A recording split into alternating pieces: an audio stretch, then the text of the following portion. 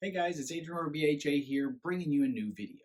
So the great folks over at Blurams sent me over one of their Outdoor Lite 4 cameras. It's an IP Wi-Fi camera to show you guys. So we're going to take a look at it and see what what all its capabilities are, and kind of run through the whole setup. Here we go.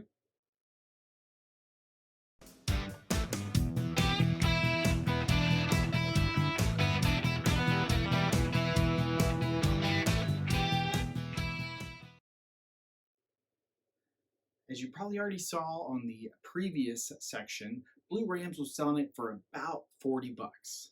But if you pick it up on Amazon's website, you can get it just a little bit cheaper for about 35 bucks. Now this is a 3 megapixel camera, so that's not a bad price for an IP camera. Now I'm going to have a coupon code in the description below that will get you even more discount from the Blurams website. So you're going to want to try that out for yourself. All right, let's do a quick run through everything we're going to cover in this video. For starters, we will, of course, unbox the device. Once we do that, we will basically get that camera installed and add it into the Blurams app on our phone. Once that's done, then we are going to go over the config in the app. And lastly, I will just kind of give you my final thoughts. So let's get started.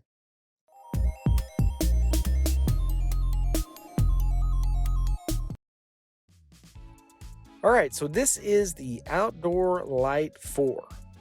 Now, as you can see here, lots of information on the outside of the box, kind of giving you the main specs of the camera.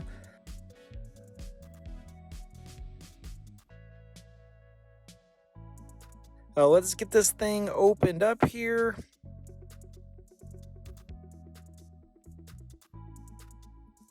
All right, so we have instructions to kind of get you set up with the camera. We got the standard camera mount and mounting template.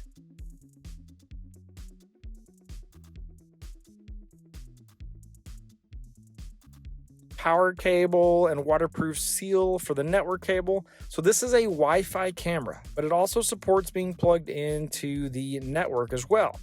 Unfortunately, it doesn't support PoE, so you would still have to plug in the power separate or use some kind of PoE splitter to get the power plugged in.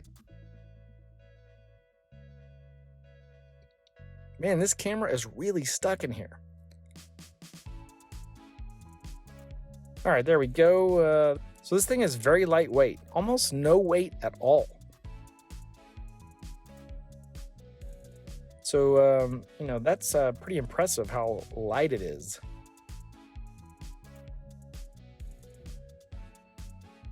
That's pretty much everything you get in the box right here.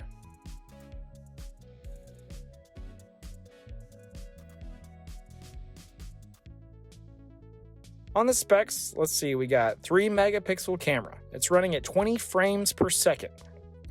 It has a 100-degree viewing angle. It also supports two-way audio, so you could speak to them from the app, so that's kind of cool. It doesn't list it here, but it only supports 2.4 gigahertz on the Wi-Fi, so no 5 gigahertz Wi-Fi. Let's see, standard 12 volts on the power. Man, I really wish this camera supported PoE. For the local storage, it has a micro SD card slot, which will hold up to 128 gig worth of storage. So that's, that's pretty standard. But that's pretty much it on the specs. Let's move on to the next step and we'll get this thing installed.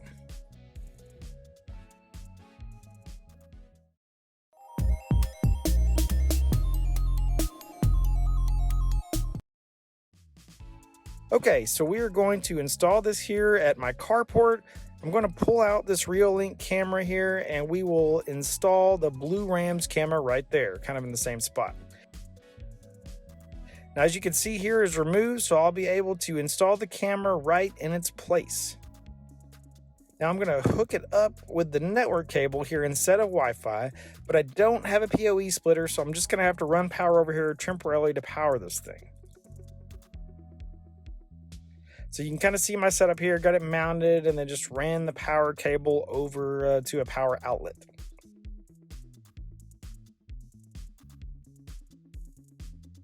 All right, so for getting this thing added to the Blurams app, we're going to click on the plus for adding a new device, and then we are looking for the Outdoor Lite 4. It's kind of down here at the bottom.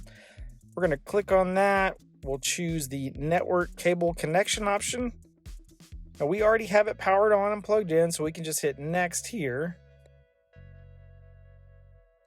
And it looks like it wants to scan the QR code on the bottom of the camera. So we can just kind of point the phone up there to the bottom of the camera. Now it's going through and kind of connecting to the app and getting it set up.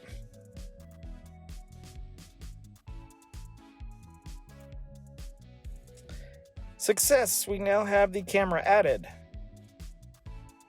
Right off the bat, they want us to, of course, sign up for their cloud service and their maintenance service. So I'm going to say we'll get it later.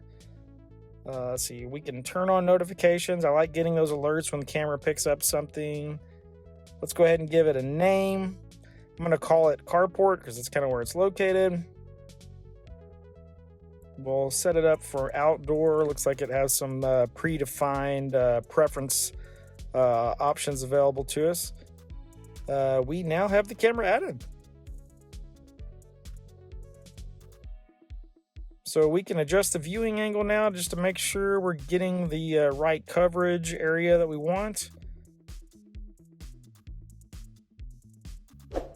But that's pretty much it. Let's go ahead and move on to the next step, and we'll go over the config options in the app.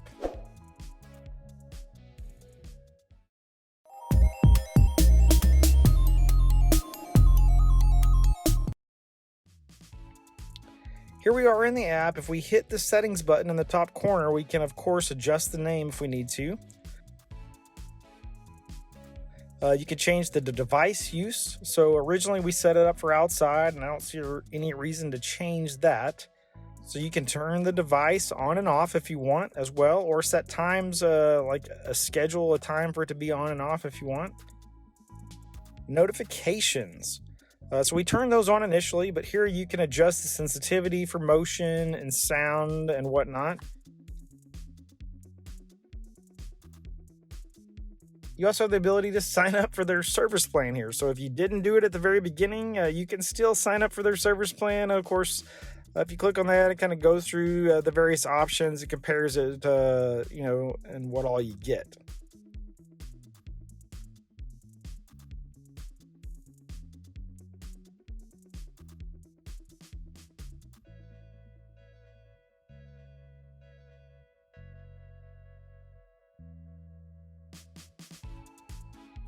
You can adjust the video quality here. The higher the quality, the more bandwidth and storage you're going to need. So just kind of keep that in mind. I have the night vision set to auto. I'm pretty sure that is the default, but you can adjust that here as you need to. There's also a color night vision option, which is kind of cool. I have the microphone on so I can get sound. If you want to stay more hidden, you can turn off the status light on the camera so it's less visible. That's kind of a cool feature. Time watermark, I like to have that turned on just so I have the time referenced in the camera or video feed. It makes it kind of nice.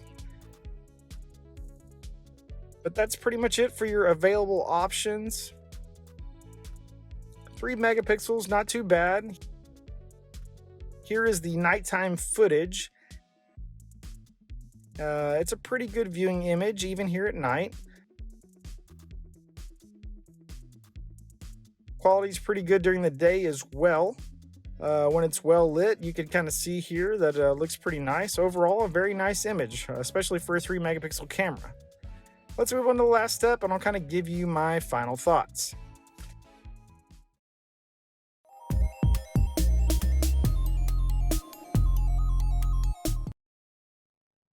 All right, Blurams. Now, I'm not going to lie to you. Before they reached out to me and sent me this camera, I had actually never heard of Blurams, never seen any of their cameras. So this was kind of a new deal to me. Now, things that I like and I don't like. I don't like the fact that you can't do PoE on the camera. So that's kind of a deal breaker for me in my setup, just because I have network cables ran to all of my camera locations. which makes it easy for me to power them. Now, of course, I can fix that by using a PoE splitter, which would split out the power from that PoE cable. But again, that's just something else I would have to purchase to make that work. The other thing I don't like about this camera is that it doesn't have RTSP or on-VIF capability. Therefore, I can't use this camera with Home Assistant or anything like that. There's just no way to bring in that video feed. Hopefully, they'll come out with some sort of RTSP capabilities in the future. If you're looking for a low price camera option, then Blurams might be a good option for you, especially if you're going to set up all your cameras. You'll probably want to get all Blurams cameras so that you can, of course, utilize one single app to look at all the video feeds. Depending on your situation, I could see this camera system not being too bad of an option, so it's at least worth checking out. I'll have a link to their website in the description below. Feel free to check out all the options that they have available to you and what different types of cameras that are already out there.